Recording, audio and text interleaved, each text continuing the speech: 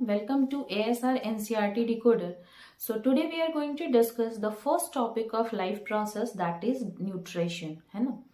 Life process में आपको बहुत सारे डिफरेंट प्रोसेसेस पढ़ने हैं, जैसे न्यूट्रिशन पढ़ना है, रेस्पिरेशन पढ़ना है, आपका एक्सक्रीशन पढ़ना है, सर्कुलेशन पढ़ना है।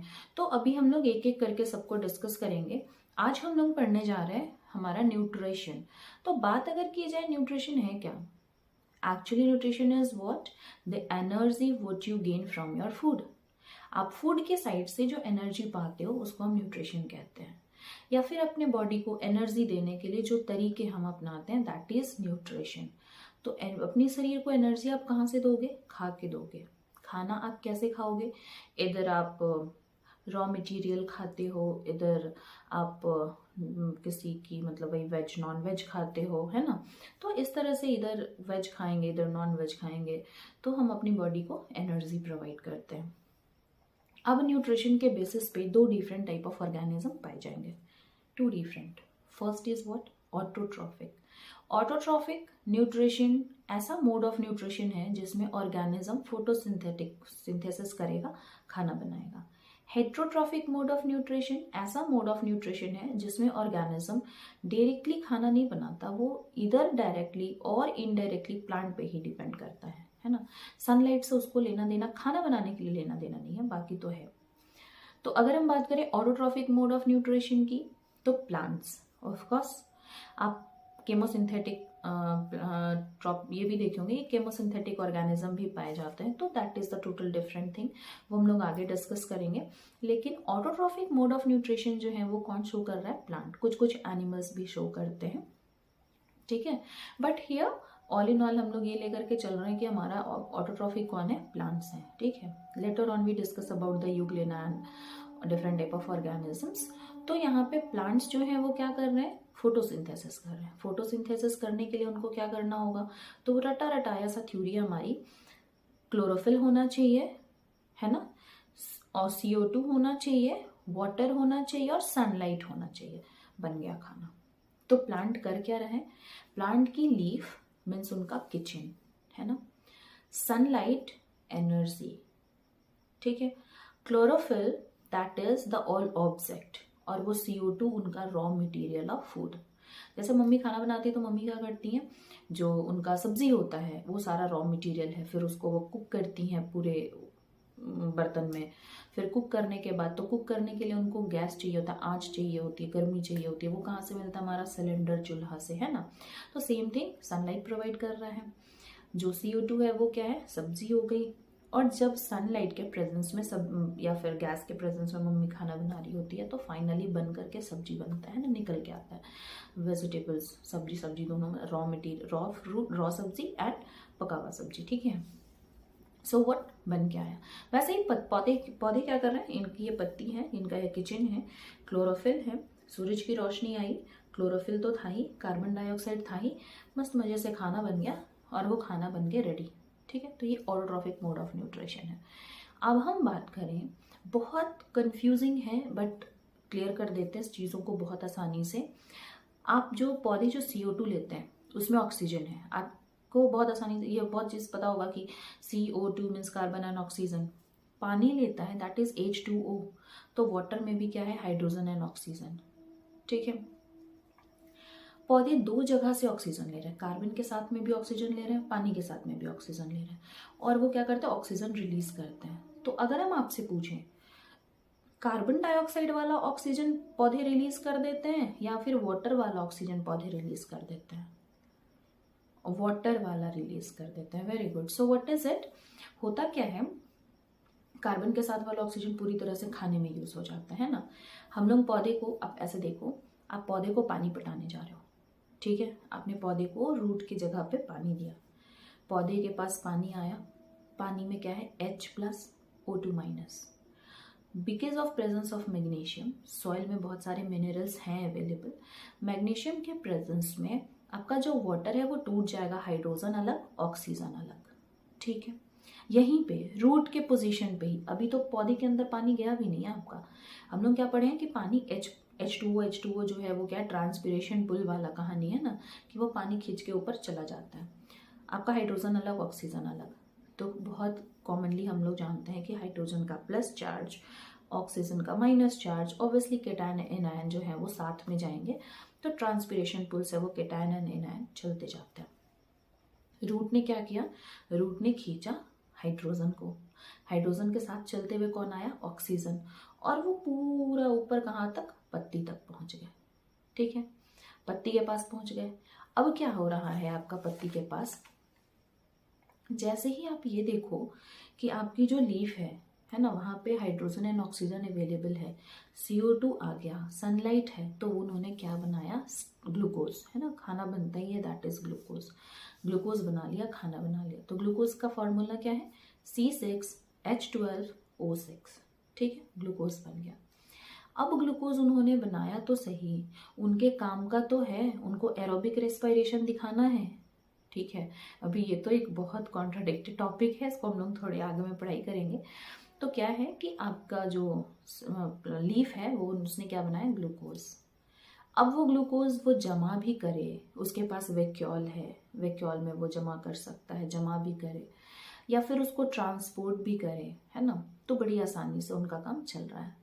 लेकिन अब क्या है कि पौधे में आया फल, पौधे में आए फ्लावर्स, पौधे में आए लीव्स जो हम लोग खाते हैं, तो पौधों को करना क्या है, अपना बनाया हुआ खाना उस फल में, उस लीफ में, उस फ्लावर में जमा करके छोड़ देना है। ठीक है, क्या करेंगे उसके लिए, वो उस ग्लूकोज को स्टार्च में बदल देंगे। स्टार्च में क्यों बदलेंगे, क्योंकि ग्लूकोज जो होता है वो डिसॉल्व हो जाएगा, जमा हो नहीं पाएगा, तो उस पहले ग्लूकोज को चेंज करेंगे स्टार्च में, और स्टार्च में जमा करके रख दिया। तो अगर क्वेश्चन पूछे what is the storing food material of the plant, तो वो स्टार्च हो जाएगा, स्टोर स्टार्च के रूप में करते हैं। ठीक है, फल में स्टार्च जमा कर दिया, लीफ में स्टार्च जमा कर दिया, फ्लावर में स्टार्च जमा कर दिया, मतलब चारों तरफ वो क्या कर दिया, स्टार्च को जमा करके छोड़ दिए। अब बात आई नेक्स्ट मोड ऑफ न्यूट्रिशन की, that is what, heterotrophic. Heterotrophic में आपको अलग अलग एनिमल्स मिलेंगे, herbivores, carnivores, then is saprophytes and parasite. हम लोग एक एक करके डिस्कस करेंगे। हर्बीवोर वो सारे एनिमल्स जो घास खाते हैं, बहुत कॉमनली हम लोग को पता है, घास नहीं, पौधे खाते हैं, प्लांट्स खाते हैं। ठीक है, कोई भी एनिमल जो घास खा रहा है, पौधा खा रहा है, प्लांट खा रहा है, वो हर्बीवोर कहलाएगा। वो आएगा, पत्तियों को खाएगा, पत्ती में जमा था स्टार्च, और उस स्टार्च को वो डिजोल्व करेगा, बना लेगा ग्लूकोज, ग्लूकोज जाएगा ब्लड में, और ब्लड से होता हुआ ग्लूकोज कहाँ जाएगा, सेल के अंदर, बनेगी ATP, CO2, रेस्पिरेशन। ठीक है, ये आपको तभी समझ में आएगा जब पहले वीडियो देखे होंगे, उसमें ये बात क्लियर हो चुकी है। तो ये हो गया, हर्बीवोर्स ने आया, हर्बीवोर्स ने खाना खाया, उसने सारे स्टार्च को बदला ग्लूकोज में, फिर ग्लूकोज को उसने यूज किया ATP बनाने में, एंड कार्बन डाइऑक्साइड बना के एक्सहेल्ड। ठीक है, बात आती है कार्निवोर्स की। कार्निवोर्स ने क्या किया, वो प्लांट ईटर्स को खाते हैं, हर्बीवोर्स को खाते हैं। अगेन सेम थिंग, अब हर्बीवोर्स जो खाना खाए थे ना, वो ग्लूकोज बना के बॉडी में तो नहीं रख सकते, तो उन्होंने ग्लाइकोजन के फॉर्म में बॉडी में खाना को जमा कर दिया। कार्निवोर्स आए, उनको खाए, एनर्जी मिल गई, डिसॉल्व किया, फिर से ग्लूकोज बनाए, ग्लूकोज गया सेल में, टूटा, कार्बन डाइऑक्साइड एक्सहेल्ड। ठीक है, तो ये हो गई कार्निवोर्स की बात। नेक्स्ट अगर हम आते हैं सेप्रोफाइट्स। सेप्रोफाइट्स क्या करेंगे, वो फीड करते हैं डेड एंड डिकेइंग मटेरियल पे। पौधा है, या फिर वो हर्बीवोर एनिमल है, या वो कार्निवोर एनिमल है, मर गए, मरने के बाद उनके बॉडी में जो जमा खाना था वो मिट्टी में आ गया, है ना, मिट्टी में नहीं मतलब वो जमीन पे आ गए, तो वो भी वही है। अब डिकम्पोजर्स का काम क्या है, सेप्रोफाइट्स का काम क्या है, उनकी बॉडी में जो लॉक्ड हैं सारी चीज़ें, उनको तोड़ेंगे छोटे छोटे टुकड़ों में, और मिट्टी में घोल के छोड़ दिया, तो दैट इज व्हाट, सेप्रोफाइट। अब बात आती है किसकी, पैरासाइट्स की। पैरासाइट क्या होते हैं, वो ऑर्गेनिज्म जो आपकी बॉडी पे टोटली डिपेंडेंट है, फुल्ली डिपेंडेंट है। तो फुल्ली डिपेंडेंट कैसे, इधर वो एक्टोपैरासाइट कहे जा सकते हैं या एंडोपैरासाइट। एक्टो जो आपकी बॉडी के बाहर से रह रहे हो, एंडो जो आपके बॉडी के अंदर से रह रहे हो। ठीक है, एक्टोपैरासाइट का एग्जाम्पल लाइस, सिर में प्रेजेंट जो जूम होता है वो क्या है, एक्टोपैरासाइट। पूरी तरह से वो आपकी बॉडी पर डिपेंडेंट है। आप खाना खाओगे, खाना को ग्लूकोज में बदलोगे, ग्लूकोज खून में जा रहा है और उस ग्लूकोज को वो खून को पी जा रहा है, तो ग्लूकोज तो उनको मिल गई ना अल्टीमेटली। आ गई बात समझ में। एक्टोपैरासाइट। एंडोपैरासाइट आपकी बॉडी के अंदर प्रेजेंट होंगे। आपकी बॉडी के अंदर ब्लड वेसल्स हैं, आपने खाना खाया, वो ग्लूकोज ब्लड वेसल्स में है और वो सारे पैरासाइट क्या करेंगे, ग्लूकोज को ब्लड वेसल से निकाल के अपना काम चला रहे हैं। ठीक है, तो ये हो गए एंडोपैरासाइट।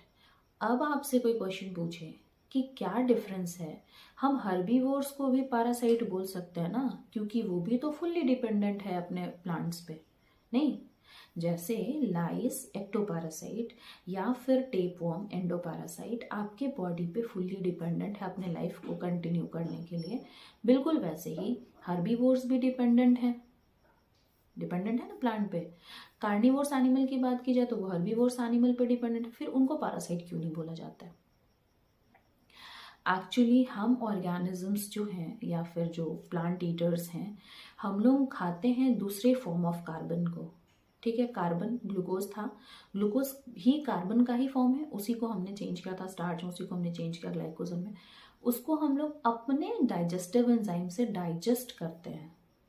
बट पैरासाइट में कोई डाइजेस्टिव सिस्टम नहीं होता।